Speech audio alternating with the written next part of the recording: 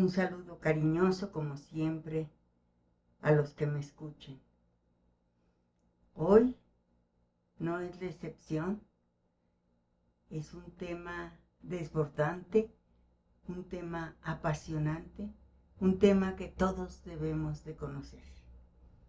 Vamos a hablar de la sábana santa. La sábana santa es como si fuera un documento en donde nos deja nuestro Señor la prueba científica, primero de su existencia, de su pasión dolorosa y sobre todo de su resurrección. Es un tema científico que se ha visto por diversas ramas de la ciencia, pero lo importante es que nos deja con ese documento a nosotros los cristianos un testamento en donde nos dice verdaderamente sufrí por ti, verdaderamente todo lo que padecí me llevó a la muerte, una muerte que fue detectada, que fue proclamada, que murió de dolor, una muerte dolorosa que la sufrió por mí, pero sobre todo una resurrección, porque yo no creo en un Cristo muerto, en un Dios muerto, sino que creo y sigo a un Cristo vivo, pero no a un Cristo que vive en el cielo lejos de mí, sino un Cristo que camina a mi lado, que va conmigo a todas partes. Y esta prueba me la deja en la sábana santa. La sábana santa tiene muchísimos estudios. Es el documento, la reliquia más importante de la Iglesia, pero es la reliquia más estudiada por todas las ciencias. Le estudiaron los historiadores para saber cómo estaba entretejida la tela, en qué años se entretejía esa tela, porque dicen que no está cuadrada como ahora las tenemos, sino que está en setas, que ni siquiera ellos en Jerusalén hacían. Ellos cosían en S la tela. El sudario está cosido en S, pero la síndrome está cosido en setas. Esa tela solo la tejían en Medio Oriente y era especial para enterrar ahí o a un sacerdote o a un rey. Y oh sorpresa, que nuestro Señor utilizó esa tela por medio de José de Arimatea, que fue quien la proporcionó. Y esa tela albergó el cuerpo muerto de Cristo nuestro Señor como profeta y como rey que fue. Pero después dejó visto que era un Dios.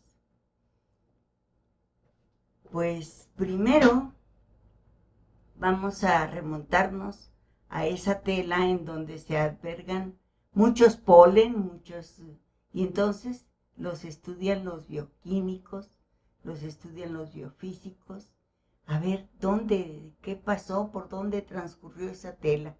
Y tiene polen del siglo I, como el tejido de la tela es del siglo I, ya no se volvió a tejer igual, ya no se tejieron ese tipo de dibujos en la tela como la Z y S que decíamos del sudario y de la sábana santa. Sabemos las medidas del sudario, lo tenemos nosotros en vivo, se ha custodiado por la humanidad a través de los 2000 años que hace que pasó este prodigio. Entonces el cuerpo, San Juan nos revela en su evangelio que iba corriendo a la tumba de Jesús, porque las mujeres, que fueron las primeras evangelizadoras, les dijeron que ya no estaba, que no estaba el cuerpo. Y va Juan corriendo Y Pedro, pues es una persona mayor, va con más lentitud, pero llegan a la tumba y entonces Juan se espera a que llegue Pedro y Pedro entra. Pero dice el evangelista San Juan, al verlos creímos. ¿Por qué? Mire, la tela decimos que es de 4 metros. Es una tela que ponían hacia abajo y luego ponían el cuerpo. Esta es una imagen de una Santísima Virgen. Ponían un cuerpo y luego le daban la vuelta y cubrían la otra parte del cuerpo. Después de eso ponían una que le llamaban las vendas y entonces las ponían en esta parte así y luego otra parte acá otras vendas y luego otra parte acá otras vendas. Vendas que rodeaban el cuerpo.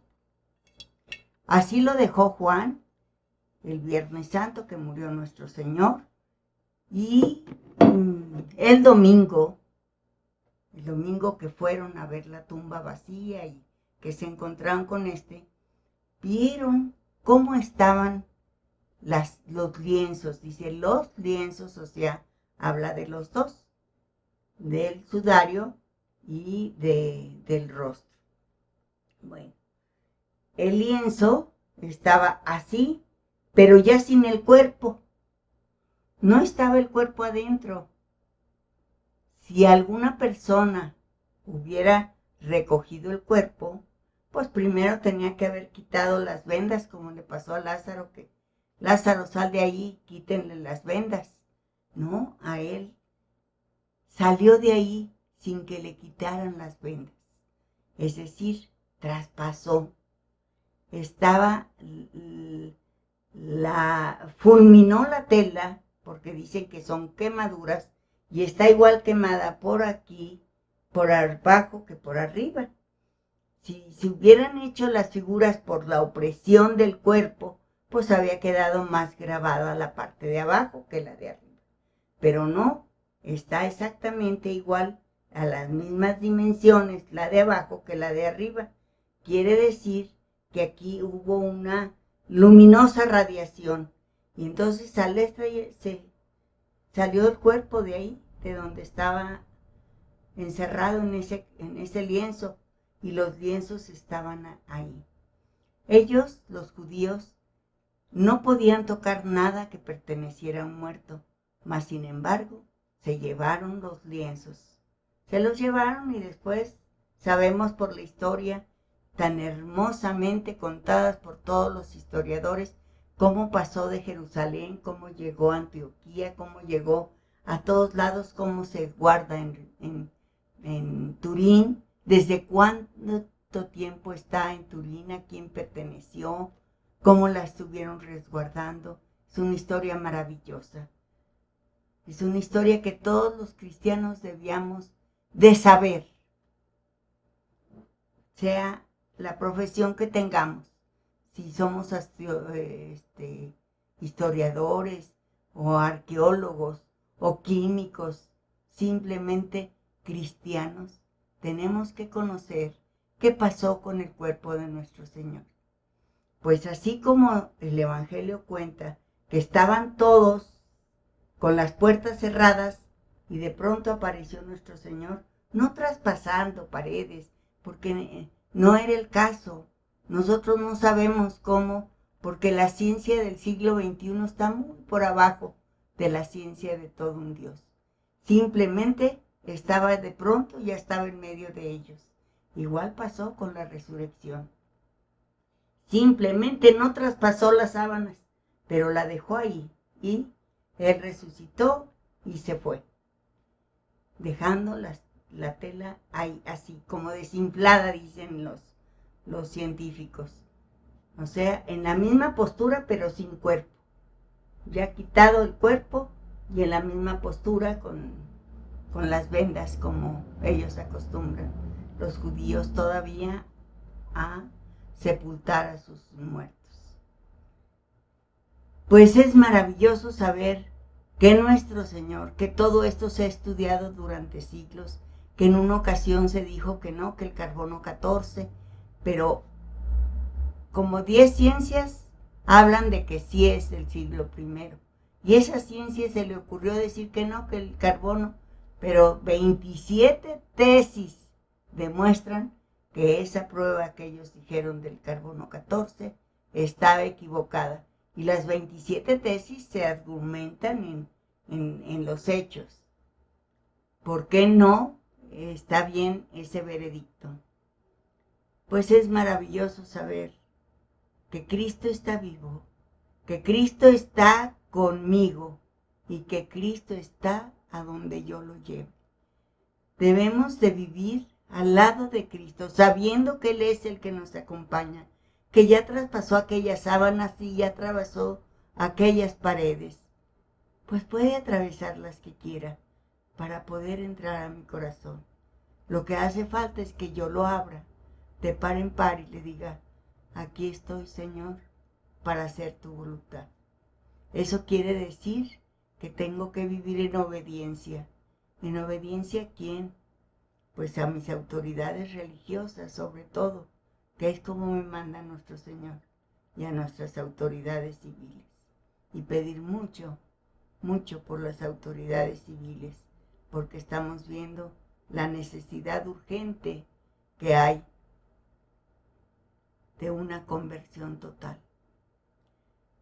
Pues este es el argumento que hoy les quiero dejar, que tenemos la certeza científica de que Cristo vivió, de que pasó por esta tierra, de que Cristo sufrió y murió de dolor por tanto que me ama, pero también tenemos la certeza científica de que Cristo resucitó.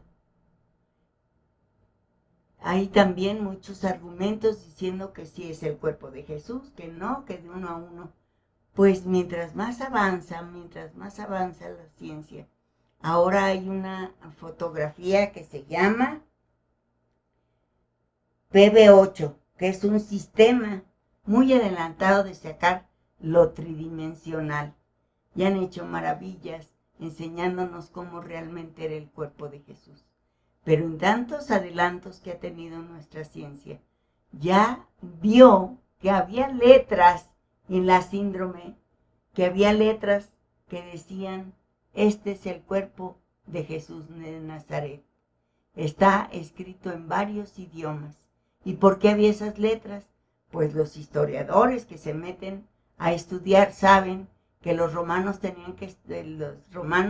obligaban a los judíos a enterrarlos en sus tumbas, pero una persona que moría, como nuestro Señor castigado, tenía un tiempo de reposo en una lápida común, digamos, en una fosa común, como ahora le llamamos. Y entonces los tenían que identificar, porque a un tiempo determinado los familiares tenían que ir a recoger ese cuerpo y llevarlo a una de sus tumbas familiares. Pues ese escrito apareció, o sea, no hay ya, mientras más le sigan buscando los historiadores, es un libro abierto, pero es un libro que se sigue escribiendo, y se escribe escribiendo con las páginas de mi vida, y las de las tuyas, y las de ustedes pequeños. Esas páginas todavía no están escritas. Esas páginas nos acompaña Jesús para escribirlas. Pues vivamos esto, veamos lo que es la Semana Santa, lo que es la sábana santa.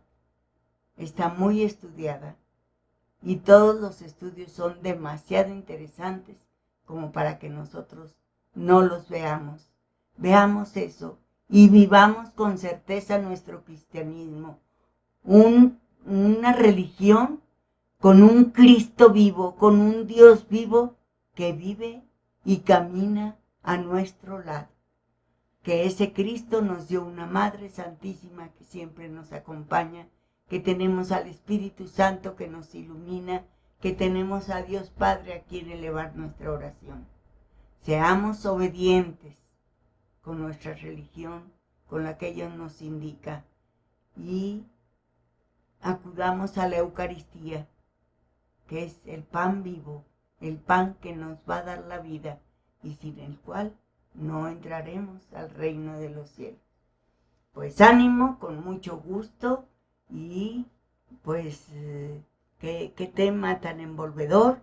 Ojalá que ustedes lo sigan investigando. Es un tema que debemos de comprender con más profundidad. Gracias a todos por escucharme. Por favor, como siempre, les pido su dedito para arriba para que esto se pueda difundir más. Mientras más personas lo ven, más personas, más lo difunde la misma plataforma de YouTube. Así que pues les agradezco que ustedes lo vean y les agradezco que ustedes busquen más información de gente más calificada en el ámbito espiritual y más calificada en el ámbito científico. Yo solo soy una cristiana que quiere poner un granito de arena para enamorarnos más de la sagrada reliquia, la principal reliquia de nuestra religión. Pues ánimo, mis amigos, ánimo a todos y les agradezco como siempre. Hasta la próxima.